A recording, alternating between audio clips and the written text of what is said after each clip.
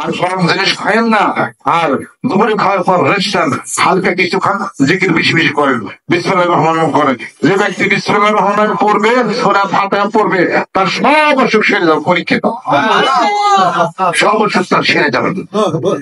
বিসমিল্লাহির রহমানির রহিম আর হলো সূরা আল ফাতিহা। আউযু বিল্লাহি মিনাশ শাইতানির রাজিম, বিসমিল্লাহির রহমানির রহিম, আলহামদুলিল্লাহি রাব্বিল আলামিন।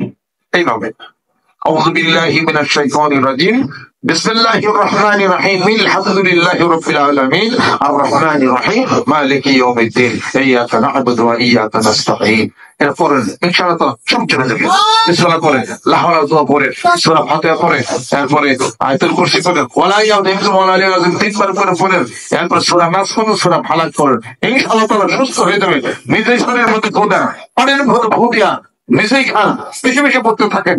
আর যদি তাদের উপস্থিতি বুঝতে পারেন, পরে লা'নাতুল্লাহি আলাইকা আস-সামিউল মুমিতু, লা'নাতুল্লাহি আলাইকা লা হাওলা ওয়ালা কুওয়াতা ইল্লা বিল্লাহ ওয়া লা ইয়াউদুহু হিফযুহুমা ওয়া হুয়াল আলিয়্যুল আযীম। ইনশাআল্লাহ তাআলা আল্লাহ পাক আপনাকে হেফাজত করবে, কিছুদিনের মধ্যে সুস্থ হয়ে যাবেন।